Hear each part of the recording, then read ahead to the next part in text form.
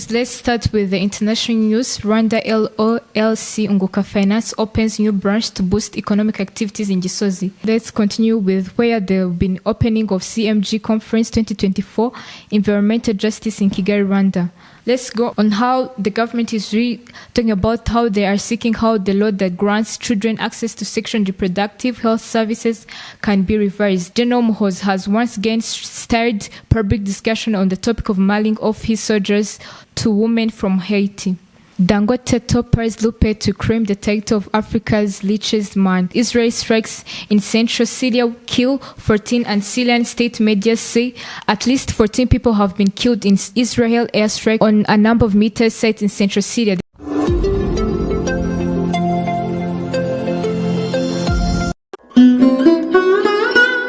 Kuri wowe ukunda kwambara bya gisirimu kaberwa, gana Cmja Fashion House. Muri Cmja Fashion House urahasanga amashati meza y'abagabo y'ubwoko bwose kandi ya original. Tunabafitiye amapantaro ya original kandi akomeye. Muri Cmja Fashion House tunabafitiye imyenda myiza y'abakobwa n'abadamu itandukanye. Cmja Fashion House dukorera mu mujyi rwagati mu nyubako ya Miki. Winjirira ahakorera Rwanda Revenue Authority ugakomeza muri iyo koridoro imbere. Dukorera ku muryango nimero GB 17B.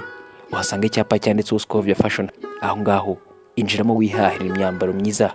Ku bindi bisobanuro duhamagara kuri 07 86 65 77 00. Cmja Fashion House, style with us. News. Let's start with the international news. Rwanda LOLC Unguka Finance opens new branch to boost economic activities in Gisozi. LOLC Unguka Finance proudly opened its new branch in Gisozi, affirming its commitment to delivering competitive and innovative financial products to Rwanda's business community and individuals. So expanding the footprint underpinned that commitment situated in Gisozi, Gachiro commercial zone. This strategic expansion marks the 15th branch. This latest branch underscores LOLC Unguka unwavering dedication to enhancing accessibility and proximity to its estimated clients. With established branches in Nyabugogo, Remera, and Kigali City, this branch is the first opened since Unguka is working as a subsidiary of the estimated LOLC holding, which commands operation in 26 countries across Africa, Asia, and Australia. LOLC Unguka Finance commenced its operation in Rwanda in 2005 after initial investment of Rwandan francs 366 million from 214 Rwandans. Under the astute leadership of CEO Justin Kagishiro, LOLC Unguka Finance remains resolute in its mission to boost Rwandan's economic development.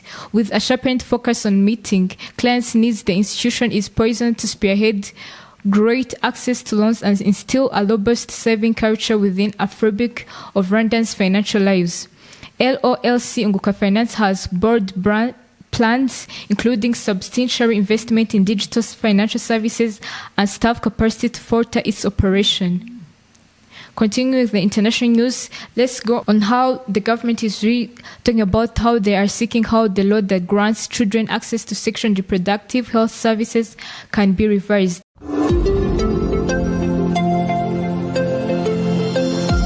Research conducted by Rose Mukanabana, lawyer and the former Speaker of Chamber of Deputies in Rwanda's parliament, reveals that primary challenge in this law is the age requirement. The law states that a child under the age of 18 can only receive sexual and reproductive health services if accompanied by a parent or guardian. Rose Mukanabana points out that this is a challenge because children under that age engage in sexual intercourse and they can contract diseases or cause or experience unintended pregnancies. The network of the Women for Rural Development states that there could be exception in this law as there are other laws that show flexibility regarding the age of majority due to the various reasons.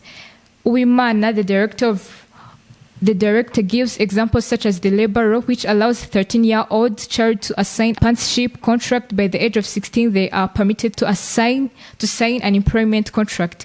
Uwimana says that does not aim for The organization does not aim for Rwandan children to start using contraceptive, but rather the focus is on strengthening prevention and providing information on sexual and reproductive health. Some youth representatives also emphasized that this is a significant challenge for those under the age of the majority not to be provided with adequate sexual and reproductive health services.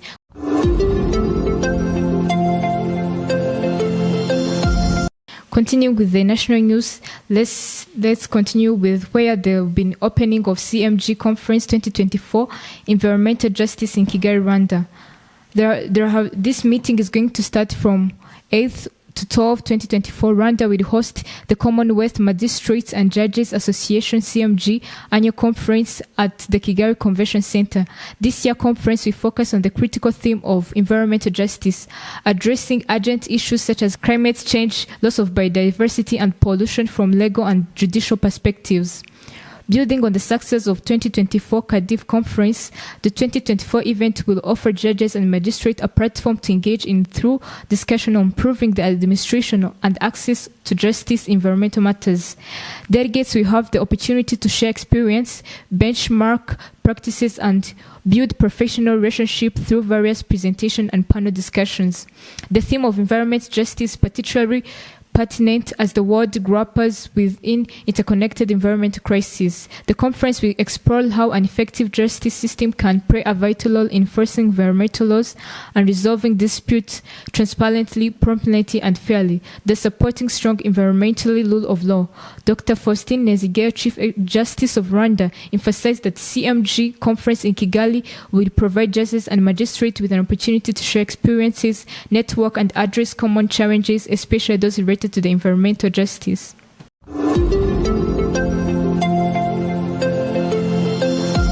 Continuing with the regional news, General Muhoozi has once again stirred public discussion on the topic of mailing off his soldiers to women from Haiti. These are words that were conveyed on X on September 8, 2024, and seem to provide that one might call breaking news. Since February 2024, gangs have begun to cause chaos in Haiti's capital, Port-au-Prince, leading to resignation of the former Prime Minister and interim President of Haiti, Ariel Henry, who has replaced Dr. Gali Colin. It looks like you have repeated the request again. This has continued to have a significant impact on the lives of the people in this country, which is why on August 5th, 2024, General Muhoozi Kainerugaba also commented on the situation in Haiti, what the possible solution could be. At the time, he wrote on X that someone had asked him what the solution in Haiti would be, and another person told him that lasting remedies would be for the girls and women of this Caribbean country to marry soldiers from the Ugandan People Defense Force, UDPF. This has been received in the various ways among the leaders of Uganda, where the Uganda State Minister of Youth and Children, Dr. Barama Barugahara Atenyi, stated that it could greatly help in rescuing those women from Peli. The official stated that those in PLU, Patrick League of Uganda, formerly MK movement, could address this issue once and for all. This is not the first time Muhoozi has commented on the matters concerning women. He once said that in this world there are no women more beautiful than his Charlotte Nakunda Kutesa. While speaking about homosexuality, he stated that they are ruining the future of the young people in many countries, and he should not stand by and remain silent as one of Africa's powerful soldiers.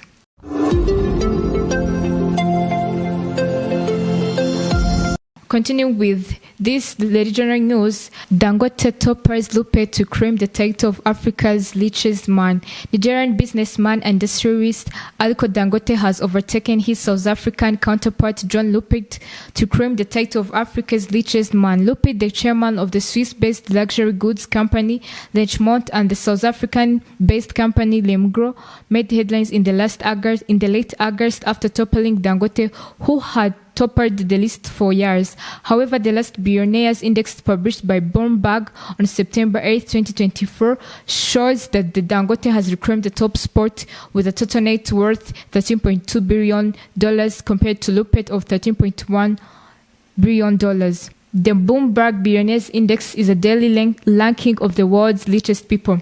The figures are updated at the close of every trading day in New York. Another popular ranking platform is Forbes magazine, which ranked Dangote as Africa's richest magazine for the 13th year in a row in January this year. Before overtaking Dangote last month, Bloomberg reported that Lupe's net worth has surged $1.9 billion to $13.3 billion over the past year, pressing him 147th globally, 12th place ahead of Dangote. The latest ranking, however, shows that both billionaires' wealthy has fallen, with the Nigeria's fortunate dropping of 1.89 billionaire this year. He currently ranks 159th globally, while the South African ranks 163.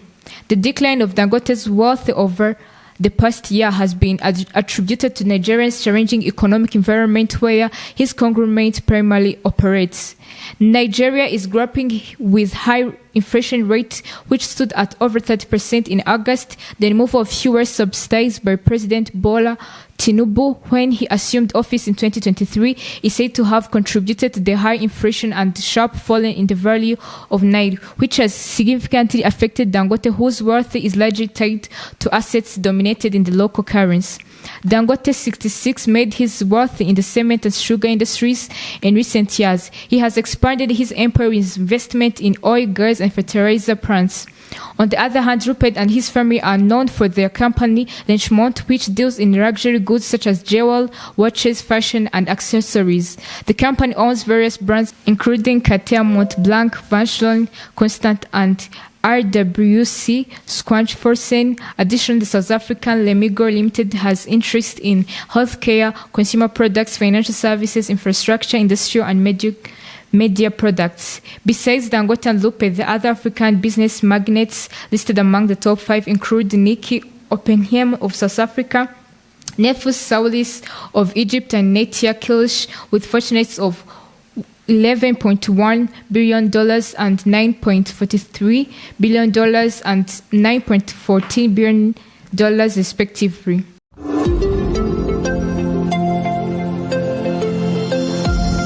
Continuing with the regional news, Kenya, 3 injured in a fire that attacked girls' school. The incident comes after the death of 21 other students who were killed in a fire that occurred in earlier hours of Thursday, targeting Hillside and Darasha Academy, where they were boarding in Nyeri. Families of victims continue to wait to learn the cause of the fire, as the Kenyan police are still investigating what led to the blaze. A spokesperson for the Kenyan police stated that the fire destroyed dormitories of Isolo Girls' School, which is a secondary school for girls. The cause of this fire is still unknown, but in recent years, Kenya has continued to experience fires targeting boarding schools, raising concerns about the safety of children studying in these institutions. The Kenyan Red Cross stated that the 3 children sustained major injuries and received first aid, while others were confirmed. The authorities report that police, emergency responders, and various others provided rapid assistance in gathering all the students, as well as other essential items that could have been damaged. As of now, an investigation is ongoing on to determine the cause of the fire that targeted Isol Girls High School.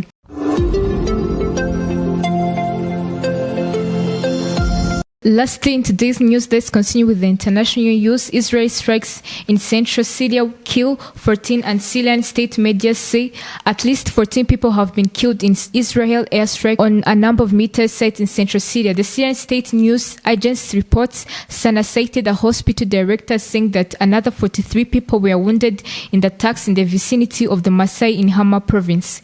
On Sunday night, a UK-based monitoring group area reported that at least 4 soldiers and 3 civilians were killed in strikes that destroyed military and scientific facilities where Iran-backed armed groups were present. The Israeli military said it did not comment on foreign media reports. However, it have previously acknowledged carrying out hundreds of strikes in recent years on targets in Syria that it says are linked in Iran-allied armed groups. The Israel strikes have reportedly been stepped up since the start of the war in Gaza in October last year, in response to cross-border attacks on northern Israel by Hezbollah and other groups in Lebanon and Syria. The news agents reported that strike also caused damage to local highway and the fire broke out in Haya Abbas area. The Syrian Observatory for Human Rights, UK-based group, which monitors the conflict in the country through a group which monitors the conflict in the country through a network of sources on the ground, reported 13 violent explosions rang out in the zone housing scientific research centers in Masfia, where pro-Iranian groups and weapons development experts are present. It said 3 civilians who had been in the car and 4 unidentified soldiers were killed.